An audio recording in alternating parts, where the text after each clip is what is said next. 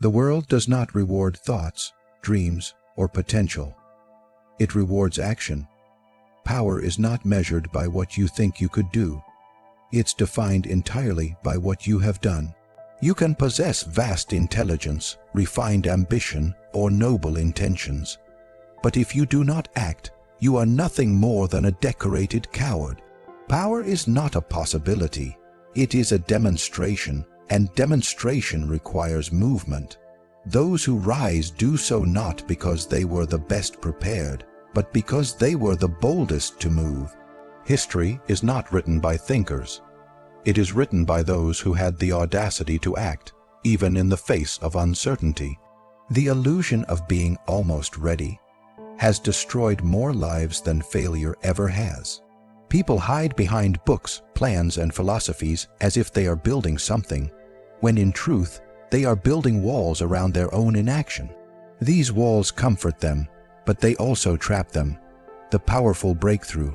To act is to impose your will upon the world. Every decision, every move you make sends a message: I exist, I am a threat, I will not wait. Those who act shape outcomes, while those who wait are shaped by them. The battlefield of life does not care about how many hours you spent visualizing your strategy if you never marched onto the field. It only respects footprints in the mud, blood on your hands, scars on your body, the brutal evidence that you did something. Most people avoid action because it carries risk. But what they fail to grasp is that inaction is the greater risk. While you wait, others plot. While you hesitate, others strike. Opportunities decay like fruit. The longer you stare at them, the more they rot. By the time you're ready, there's nothing left to take. The man who hesitates becomes food for the man who does not. The wolves do not wait for permission, they move, devour, and move again. Inaction breeds rot in the mind. The longer you avoid action, the more your mind becomes your enemy. You begin to rationalize your stillness.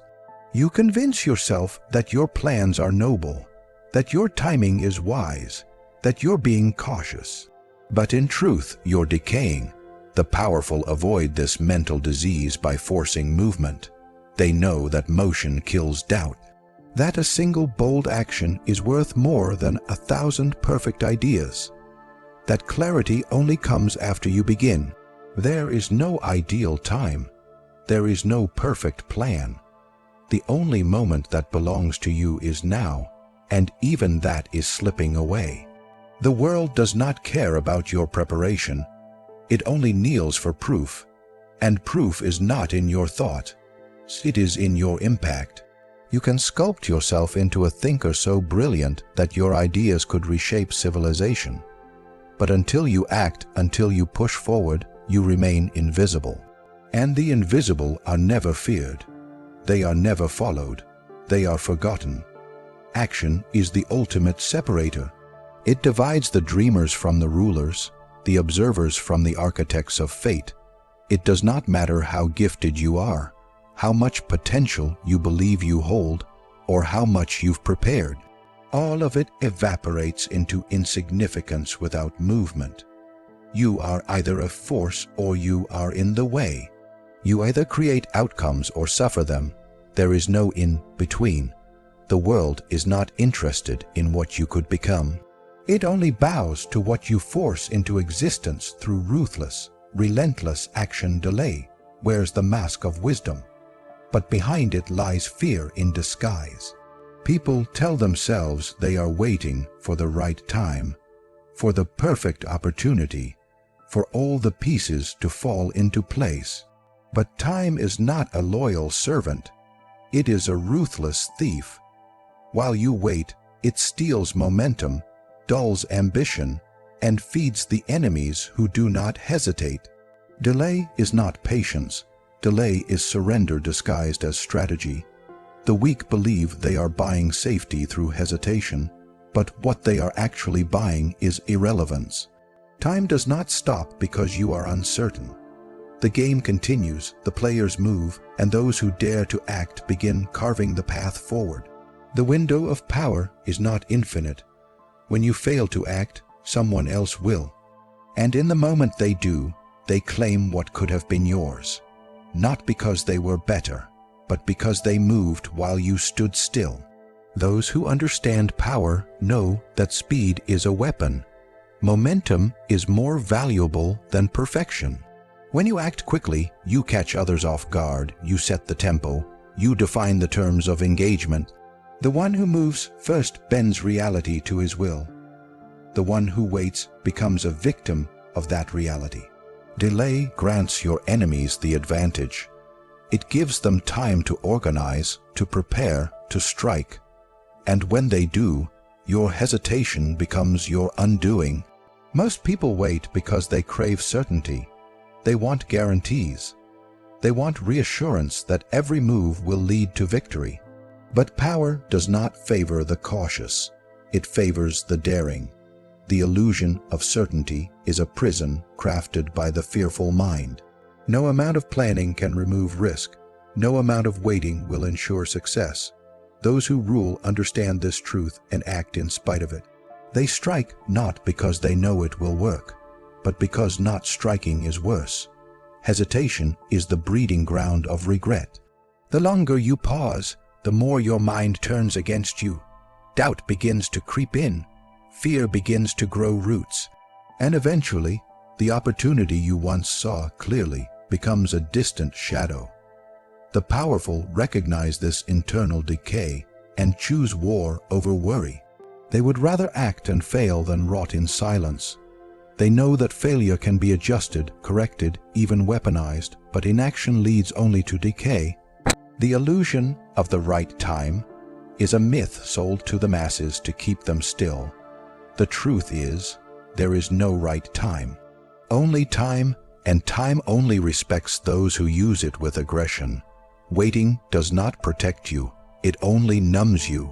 It lulls you into a dream where everything feels safe, while in the background, the clock is quietly erasing your chances.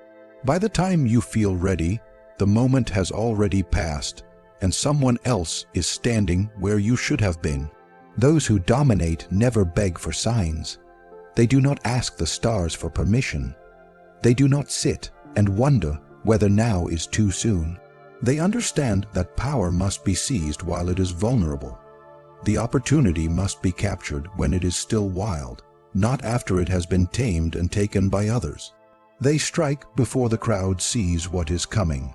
They act while others analyze. They move fast, not because they are reckless, but because they know delay is death. Every moment you hesitate, you are reinforcing your own chains. You are giving strength to those who have already decided to move.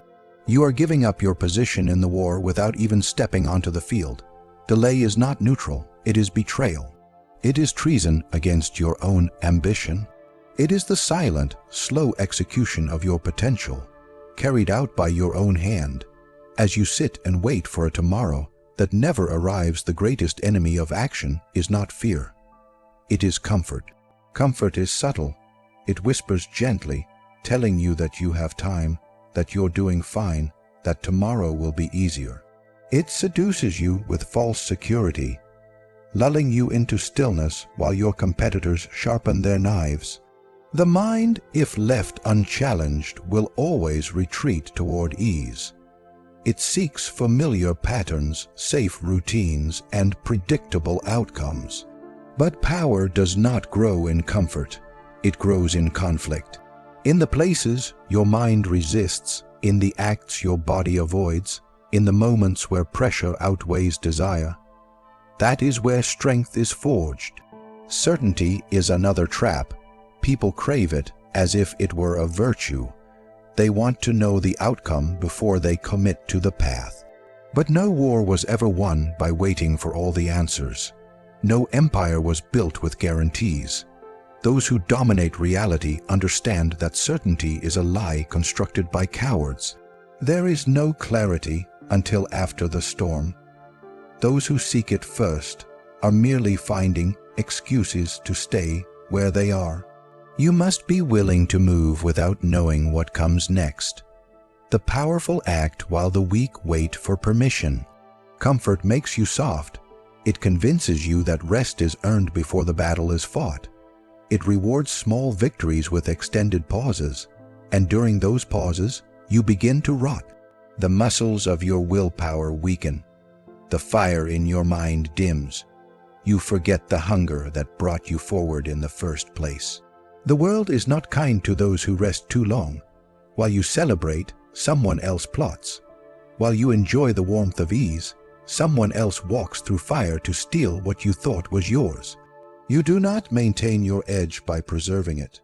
You sharpen it by cutting deeper, even when you don't have to. The internal resistance you feel when you are about to act is not a sign to stop. It is a signal of growth. It is the mind trying to protect itself from transformation.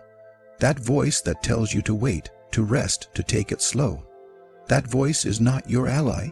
It is the ghost of your lesser self, fighting for survival. You must treat it like an enemy. Interrupt it. Overrule it. Ignore its soothing tone. It does not care for your power. It only cares for your safety. And safety has no place in a life ruled by ambition. Force is required especially when you do not feel like moving. That moment when you hesitate is the moment that matters most. Every act of domination over your own reluctance builds inner authority. The more you command yourself to act despite resistance, the more your mind bends to your will. The body follows the general that gives orders without emotion. When you hesitate and indulge comfort, you let your mind become a debate hall instead of a battlefield. The moment your thoughts begin to negotiate, you've already lost. Those who rise carve out their future not because they are fearless, but because they are merciless with themselves. They silence the voice that says, "You've done enough." They crush the whisper that says, "It's too soon." They act not because it feels right, but because they refuse to wait for feeling to dictate movement. Discipline is not natural, it is enforced. It is imposed against your own biology, against the impulse to rest, against the lure of the easy path. You must become intolerant of internal weakness. Do not justify it. Do not reason with it. Kill it. There is no nobility in letting your potential rot under layers of pleasure, procrastination, or perfectionism. Break what is comfortable. Destroy what feels safe. Strike while your mind begs for stillness, and watch how quickly power shifts in your favor. 2/2 emotion is often treated as a liability, something to suppress, manage, or silence. But this belief is a misunderstanding, a weakness taught by those who never learned to command themselves. Emotion, when left unchecked, does become chaos. It paralyzes, overwhelms, and weakens resolve. But when mastered, when refined and redirected with intention, emotion becomes a devastating force. The key is not to eliminate it, but to bend it to your will, turning what once made you vulnerable into the very fuel that drives your domination. Anger is not your enemy, neither is frustration, disappointment, nor jealousy. These are the signals of a dissatisfied mind, the fire that arises when you see yourself restrained by mediocrity. Most waste these feelings on complaints or silence. They wallow, they pout, they retreat. But the strategist understands, raw emotion is energy. It is a signal that something must be done. When the weak feel pain, they flinch. When the powerful feel pain, they sharpen their focus. They do not cry into their hands, they build something sharp enough to make the world bleed in return. You must learn to harness emotional chaos and turn it into precise, deliberate action. When rage rises, use it to act decisively. When fear creeps in, let it trigger movement instead of paralysis. When envy bites, use it as proof that you are not yet where you belong, and move with vengeance to get there. Do not let emotion freeze you in place. Freeze is a response for prey. You are not prey. You are the hunter, and emotion is the scent of your next kill. The tragedy of most people is not that they feel too much, but that they never learned to do anything with what they feel. Their emotions are cages. They are held hostage by anxiety, self-pity, guilt, and doubt. They allow these feelings to dictate when they work, when they move, when they speak. And so, they become slaves to their inner storms. The powerful do the opposite. They absorb emotion like fire consumes oxygen. They make it part of their weaponry. They feed off it. They move forward not despite it, but because of it. There is no glory in emotional suppression. Coldness is not strength if it leads to stillness, but neither is wild expression strength. It is merely chaos in motion. What separates the ruler from the ruled is not whether they feel more or less. It is how they use what they feel. The ruler channels it like heat through a blade. They forge direction from madness. They do not wait to feel calm before acting. They use the storm as wind behind the sail. Emotional mastery begins with responsibility. You must take ownership of every surge within you. If you feel despair, it is yours to weaponize. If you feel rage, it is yours to sharpen. If you feel betrayed, it is your signal to rebuild with more ruthlessness. No emotion is wasted if it becomes fuel. The only sin is letting it trap you, letting it become a loop, letting it make decisions for you while you sit and wait for it to pass. That is how weakness grows from emotional stagnation, not emotional intensity. The strategist knows that movement kills confusion. The moment you act, the fog of emotion begins to clear. Direction breeds clarity, and clarity is the breeding ground for power. When others are crippled by how they feel, you must rise and command it. You must see emotion not as something that needs fixing, but as something that demands forging. Rage becomes force. Grief becomes focus. Restlessness becomes obsession. Pain becomes precision. You were not built to be neutral. You were not built to be unmoved. You were built to take the chaos inside of you and shape it into something sharp enough to alter the world. Emotion is not the enemy. It is the raw material of dominance. The only question is whether you will use it or be used by it. There is no greater power than the ability to command oneself.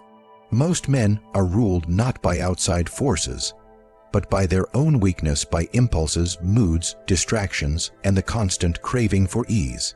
They follow their feelings as if their feelings are sacred. But the man who seeks power understands that the self must be governed like an unruly army, disciplined, ordered, and punished when it disobeys. Ruthless self-come, and is not a trait you are born with. It is a habit forged through countless small acts of defiance against your lesser nature. The body resists discomfort. The mind resists uncertainty. Together they form a machine programmed for survival, not greatness. And survival is not enough. The powerful do not obey the voice that begs for sleep, that wants to rest, that says not now. They crush it. They override it with force, because they know that surrendering once leads to surrendering again. And soon, the habit of weakness takes root. It begins small, pressing snooze, delaying tasks, compromising on effort.